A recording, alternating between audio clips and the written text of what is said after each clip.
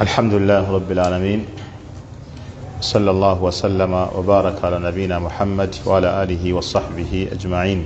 بعد تندى مجفق الله سبحانه وتعالى تمسبا سوكسا ساني من المكوجتي ونبوة في محمد صلى الله عليه وسلم نبا الصحابة بي نابا نابا نامو قبيل اكتوسو نكو يتنيسنكنا الله سبحانه وتعالى. waliwo enzivunula eyayatiikirira ennyo e Uganda ku hadithi ya nabbi Muhammad sallallahu alaihi wasallam, naye ng'enzivunula eyo si ntuufu.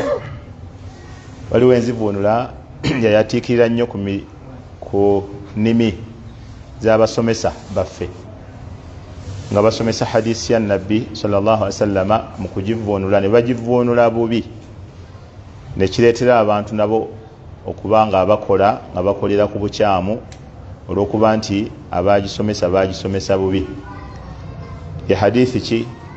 Hadithi eyatiikirira mwenna gye mumanyi, anna rajulan atana nabiyya sallallahu alaihi wasallam au anna rajulan ata ila nabiyyi sallallahu alaihi wasallam, omusajja yajja eri nabbi Muhammad sallallahu alaihi wasallam faqala, n'amugamba ya rasulallah, owange omubaka wa Allah, ayu nnas ahaqu bihusni sahabati, ayi bihusni sahbati, ayu nnas, nabbi muntu ki mu bantu bonna, ahaqu bihusni sahabati, gwemba nsinga okuteekako omukwano gwange gwonna, muntu ki gwemba nsinga okwagala? Qala ummuka, nabbi namugamba ani? Maamawo. Thumma man? Qala thumma man, namugamba ate bwe mmala nzizeeko ani? Qala ummuka, namugamba era ani? Maamawo. Qala thumma man, bwama namugamba oluvannyuma nzizeeko ani? Qala ummuka, maamawo. Egyo emirundi emeka? Esatu. Qala thumma man, oluvannyuma nzizeeko ani? Qala abuka, oluvannyuma nzizeeko ani? Taatawo. Abasomesa baffe okuva edda batusomesa batugamba nti hadithi eyo etegeeza nti maama omuwa emitwalo 3, taata n'omuwa omutwalo gutya gumu. Eyo enzivunula ndowooza mwenna gye mumulidde emirundi gyonna nga batusomesa. Maama tebamwenkanyankanya nani? Na taata. Taata omuwa emitwalo 10 ekyokulabirako, maama n'omuwa emitwalo 10 ameka? Era batugamba nti bw'obaweera wano mu ddiiro, bw'obawe 10 bwe weetoolola mu kiyungu bwoti nga maama kugenda omwongera ameka? Maama tebamwenkanyankanya nani? Na taata. Ndowooza mwali mukiwuliddeko nti yensomesa. Ensomesa eyo nfu, entapute ya hadisi eyo nfu, si ntuufu. Lwaki nfu era lwaki si ntuufu? Era abantu abakola bwe mutyo tetubagaana.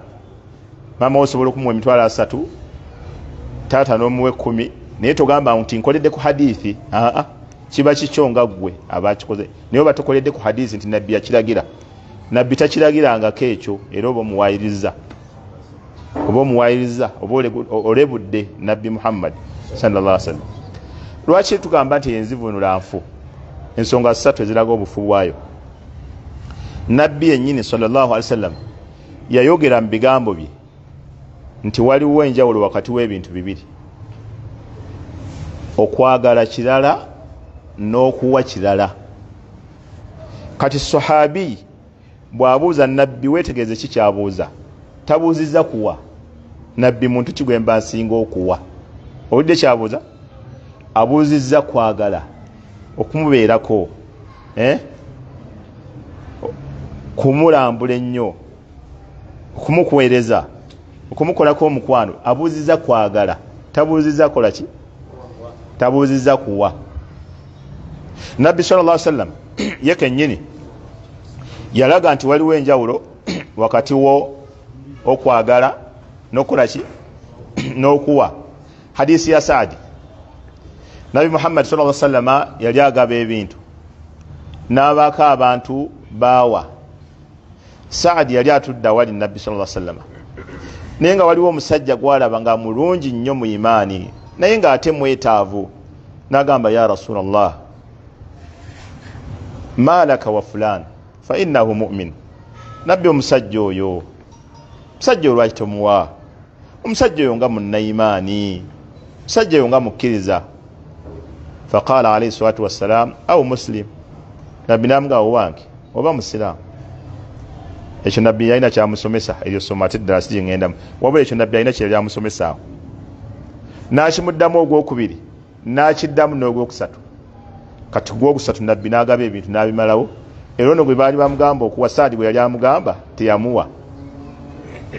Kati Nabbi sallallahu alaihi wasallam n'ayawula n'agamba nti wa inni la u'ti rajula, nsobola okuwa omuntu, nsobola okuwa omusajja ebintu bye muwadde, wa ghayruhu ahabbu ilayya minhu.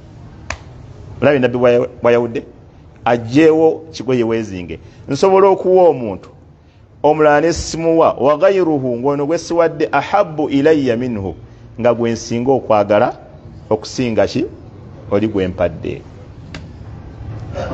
Kitegeeza osobola okuwa omuntu n'omusinza nnyo naye nga wowadde si gw'osinga okukola ki. N'ensonga Nabbi n'agiwa khashiyatan ayukabba fi nnaari ala wajihihi, olw'okumutiisa oli ti wemba simuwadde ayinza okuyingira mu muliro.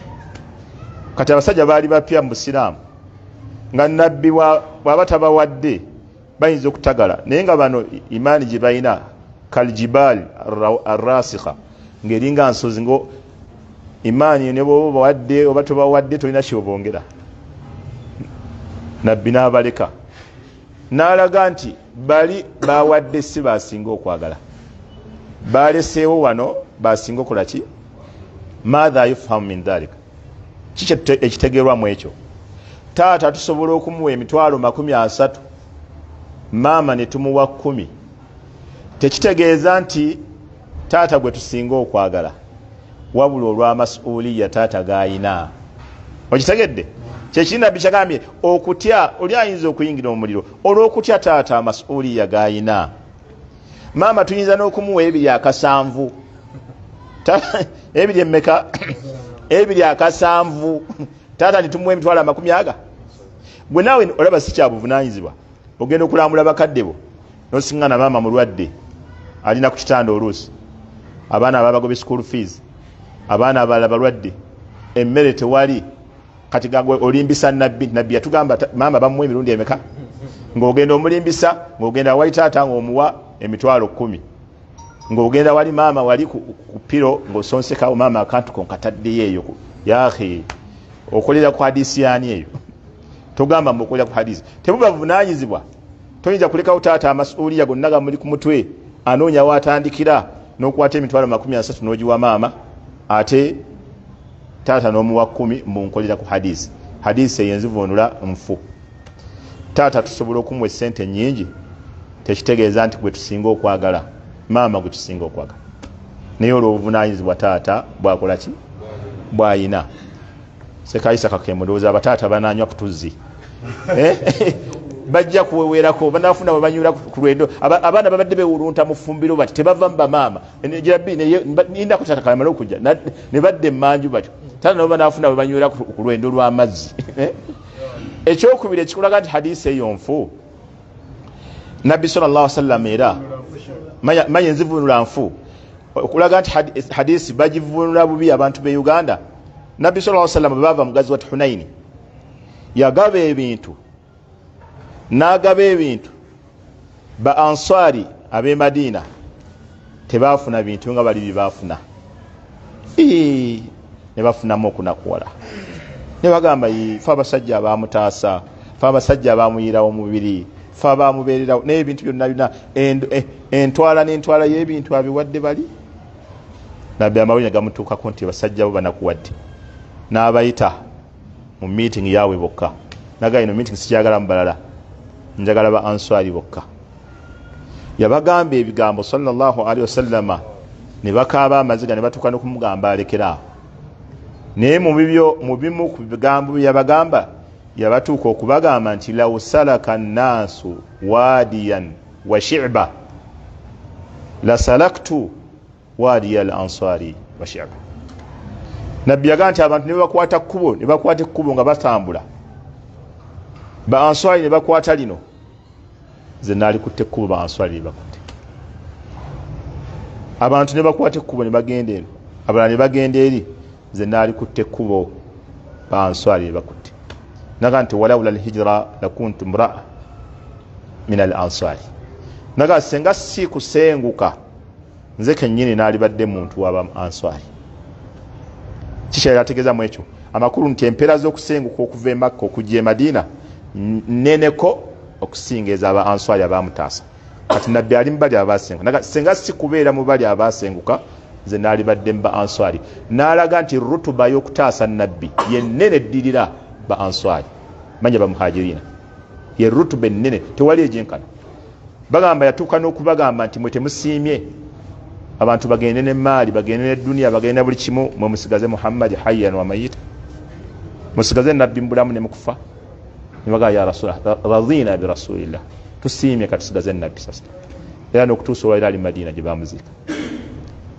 Baamukayanya bagamba nti bwe bamuzze e Makka gye yazaalibwa, ne bagamba la nabbi yasiima n'okutuusa olwaliro yasigala ne baki ne ba answari e Madiina.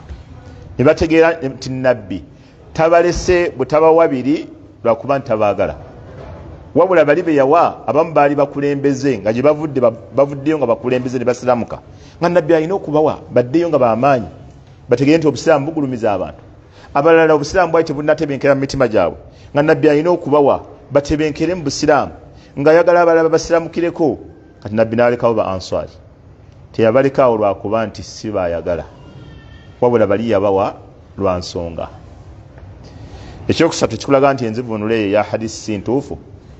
Engaba ya Allah jalla waala mu Qur'ani ye kennyini Allah bw'aba ng'agaba, wa khasatan fi babil mirath, mu byobusika, aqallu ma tajid, emirundi mitono nnyo gy'oyinza okusiŋŋaana mu ngaba ya Allah nga omusajja asinze omukyala.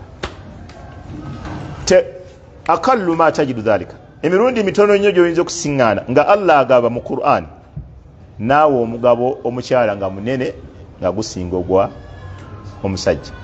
Kubanga Allah yennyini yagaa nti lidhakari mithlu hadhi al-unthayayn wa laysa adh-dhakaru kal-untha. Kati gwe ugamba otya nti maama tumuwe emitwalo meka? Maama tumuwe emitwalo 30, ate taata tumuwe emitwalo mmeka? Mbu emitwalo 10. N'olwekyo enzivunula kojja wange Kasula Abdallah si ntuufu. Abagivunula bavunula mu buki? Mu bukyamu. Tutandike okuvunula hadisi mu butuufu. Okuwa kirala n'okwagala kiki nakyo kirala. Abawalimu abali tebaddayo okuvunula hadisi mu bukyamu, tugivunule mu butuufu. Kuba bw'onoogivunula mu bukyamu abantu bagenda kuwanga abakadde abakyala nga babasukkulumya kuki? Ku baami, ekitali kituufu. Bakolere ku kikyamu. Wa illa eyo yenzivunula entuufu eya hadithi eyo. Wallahu ta'ala a'lam wa sallallahu wa sallama wa baraka ala nabina Muhammad wa ala alihi wa sahbihi ajma'in walhamdulillahi rabbil alamin. Na'am.